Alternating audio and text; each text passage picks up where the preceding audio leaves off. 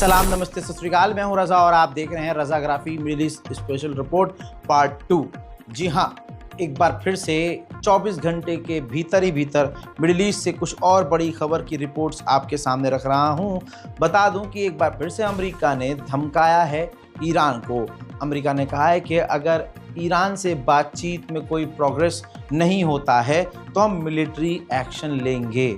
जी हाँ, ले सकते हैं भी नहीं, लेंगे। ये एक बड़ी धमकी ईरान के लिए साबित हो सकती है। दूसरी तरफ इजराइल के अंदर बैठे हुए जो अमेरिका के एम्बेसडर हैं, उन्होंने कहा कि अगर अमेरिका के साथ ईरान की कोई डील हो भी जाती है तब भी इजराइल अपने पर्सनल लेवल पर, अपने दम पर ईरान के साथ कोई भी मिलिट्री एक्शन ले सकता है। ईरान के खिलाफ मिलिट्री एक्शन ले सकता है, हमला कर सकता है। उसमें अमेरिका इन्वॉल्व नहीं होगा, यानी अमेरिका उसमें इजराइल को रोकेगा नहीं। वहीं इजराइल और अमेरिका ने आपस में पहले बातचीत कर ली है और दोनों ही राज़ी हो गए हैं कि ईरान के अंदर जितने यूरेनियम साइट्स चल रही हैं सबको ही बंद करना होगा।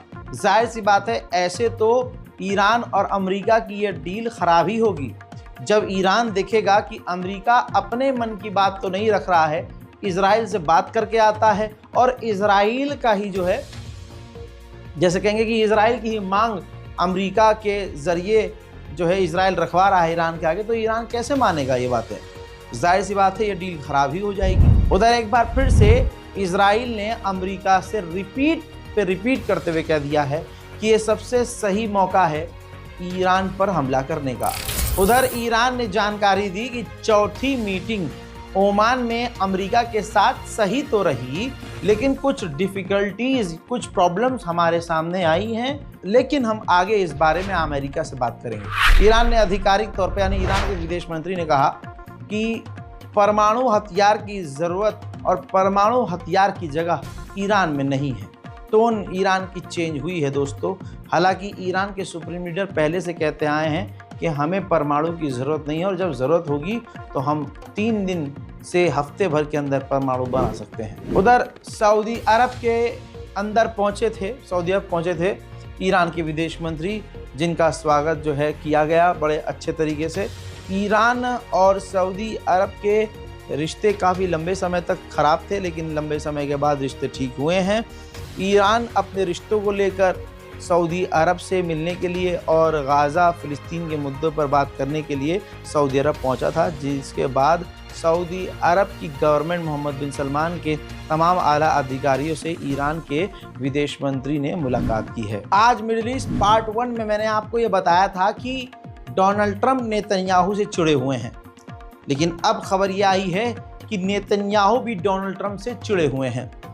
इजराइल का प्रधानमंत्री नेतन्याहू इसलिए ट्रंप से चिढ़ा हुआ है क्योंकि नेतन्याहू को ईरान पर अटैक करने की परमिशन डोनाल्ड ट्रंप नहीं दे रहे हैं और अमेरिका की मर्जी के बिना अभी तक जो है इजराइल हमला करने की हिम्मत ईरान पर नहीं रखता है। उधर अमेरिका ने आधिकारिक तौर पर ईरान को ऑफर किया है कि आप अपने तमाम यूरेनियम को बर्बाद कीजिए, डिस्ट्रॉय कीजिए, उसके बदले आप हमसे यूरेनियम डायरेक्ट खरीदिए, हम आपको बेचेंगे और आप पर लगे हुए प्रतिबंधों को भी हटाएंगे। अमेरिका और ईरान की बातचीत खराब होने की संभावनाएं बढ़ती जा रही हैं क्योंकि अमेरिका बार बार अपनी शर्तें बढ़ा रहा है। अब अमेरिका ने शर्त ये रखी है कि ईरान यूरेनियम ही बनाना छोड़ दे। कल तक कह रहा था लिमिटेड यूरेनियम बना सकते हो, अब कह रहा है नहीं, बनाओ ही मत। तो ऐसे में जाहिर सी बात है, ये बातचीत तो खराब ही होगी। ईरान के विदेश मंत्री ने जानकारी दी है कि हमने अमेरिका को एक ऑफ़र तो यूरेनियम का रख दिया है। वो ऑफ़र क्या है उस पर एक्सप्लेनेशन कुछ नहीं दी है ईरान ने, लेकिन ये भी कह दिया है कि हमें ये पता चल रहा है और हमें साफ दिख रहा है कि कुछ पार्टीज़ ऐसी हैं जो अमेरिका को प्रेशर में डाल रही हैं कि वो हम पर हमला करे या वो खुद हम पर हमला कर दें। यानी बिना इजराइल का नाम लिए ईरान ने कह दिया है कि हमें पता है कि इजराइल हम पर हमला करना या करवाना चाहता है। उधर ईरान के राष्ट्रपति जो हैं, उन्होंने सामने आकर कहा है कि हम बहुत सीरियस हैं इस बातचीत को लेकर, हम बहुत सीरियसली ही बात कर रहे हैं। हमारा पहले भी कोई परमाणु का प्लान नहीं था और अभी भी हमारा कोई फ्यूचर में परमाणु का प्लान है। देखिए। ما از طرف جمهوری اسلامی پیگیر بودیم این بوده که در حقیقت جمهوری اسلامی ایران دنبال سلاح هسته‌ای نی. اینا هم گفتن که میخوام مطمئن بشن که ما به سلاح هسته‌ای نمیخوایم دست پیدا کنیم. ما با تمام وجود آماده بودیم، ولی این که بیان و اعلام بکنن که ما در حقیقت بحث صلح‌آمیز بودن تحقیقات در انرژی هسته‌ای رو کنار خواهیم گذاشت و بعد اینا بخوام با ما مذاکره کنن، این اصلا یه چیزیه که به هیچ وجه قابل قبول نیست. ما در بهداشت درمان نیاز به این تکنولوژی. दोस्तों बड़ी ही तेजी से समुद्र के रास्ते यमन ईरान हथियार भेज रहा था, जिसे लाल सागर के आसपास अमेरिका ने उस हथियार भरे जहाज को जब्त कर लिया है। उधर ईरान और चीन के बीच बड़ी डील हो सकती है। ईरान के कम्युनिकेशन मिनिस्टर इस वक्त चाइना पहुंचे हैं और मीटिंग जारी है। लेबनान की ही सरकार ने अपने बैरूत इंटरनेशनल एयरपोर्ट पर काम करने वाले कई कर्मचारियों को गिरफ्तार किया है, ये कहते हुए कि ये हिजबुल्लाह के लिए काम करते हैं। उधर मेरे दोस्तों लेबनान के पार्टी के एक मेंबर ऑफ पार्लियामेंट ने कहा है खड़े होकर कि कभी भी चाहे कुछ भी हो जाए हम इजराइल के साथ नॉर्मलाइजेशन नहीं करेंगे। सीरिया का जोलानी बहरैन पहुंचा। बहरैन जब ये पहुंचे हैं तो किंग ने, बहरैन के जो बादशाह हैं, उन्होंने खुद जोलानी का स्वागत किया था, आगे बढ़कर उन्हें रिसीव किया था।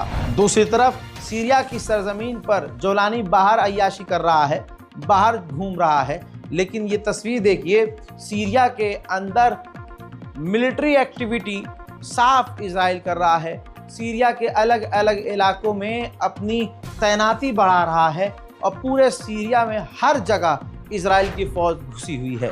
उधर दूसरी तरफ द्रूज कम्युनिटी का एक दूसरा हिस्सा सीरिया में प्रदर्शन कर रहा है कि हमें इजराइल बचाए जोलानी के कातिलों से।